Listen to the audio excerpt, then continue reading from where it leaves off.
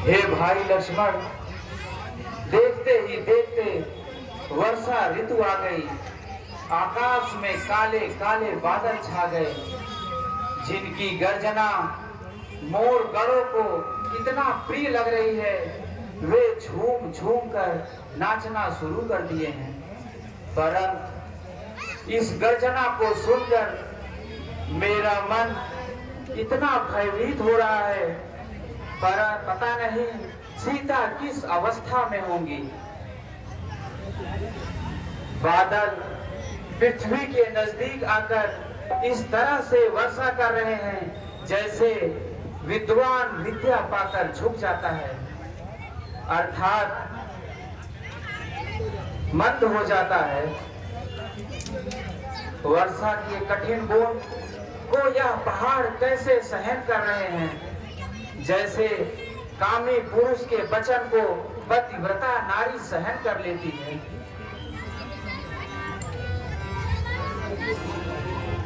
वर्षा ऋतु का निर्मल पानी आकाश से आकर मिट्टी में इस तरह से मिल जा रहा है जैसे जीव संसार में आते ही माया में लिपट जाता है। वर्षा का पानी मार्ग को छोड़कर भूमार्ग से इस तरह से बह रहा है जैसे घर की स्त्री स्वतंत्र हो जाने पर घर की मर्यादा को तोड़ देती है।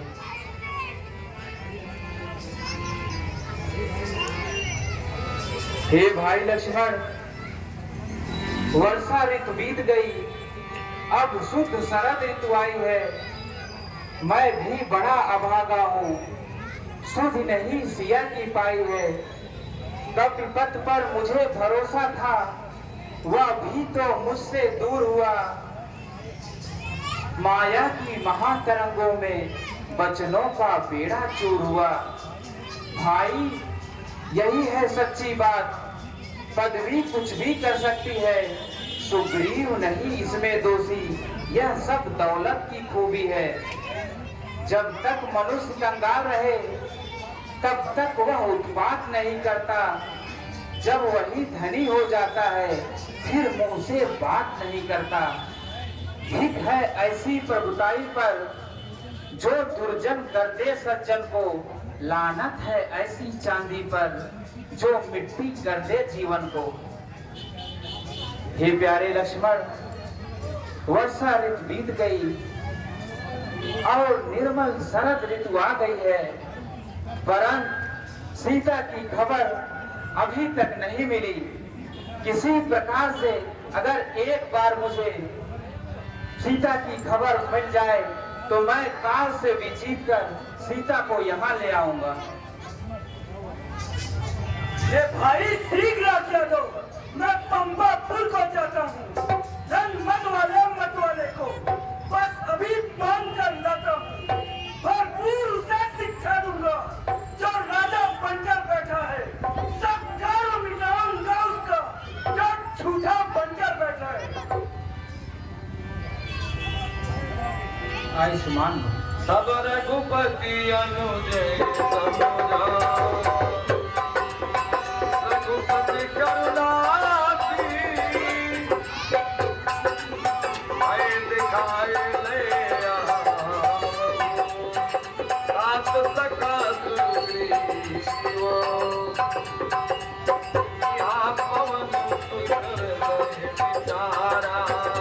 निभा दिया, परंतु सुग्रीव अपने वचन के विपरीत जा रहे हैं। इसका परिणाम विनाश तक पहुंच सकता है। इसलिए मुझे चलकर महाराज सुग्रीव को समझाना चाहिए। ठीक है, ठीक है।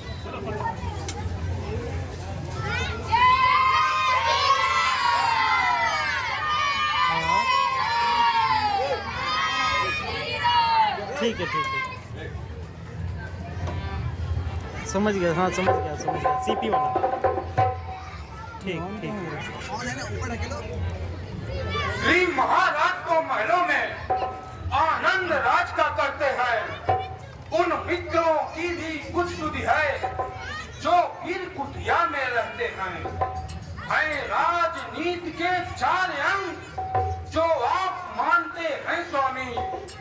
साम दाम और दंड भेद खुद आप मानते हैं स्वामी। है साम मैत्री, दाम दान तो दंड बलात् दबाना है। सारांश भेद के काल है, औरों में भूत कराना है।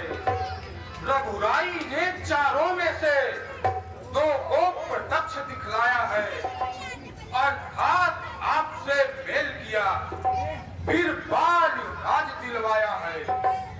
अब दंड भेद भी बढ़ते तो अचरज क्या वह रघुवंशी है बाण दंड देने को तो भेद भेद गंगती हैं। इसलिए मुनासिब तो यह है अपना भी वचन निभा दे हम। वह हमें राजपद दिला चुके, सीता से उन्हें मिला दे हम।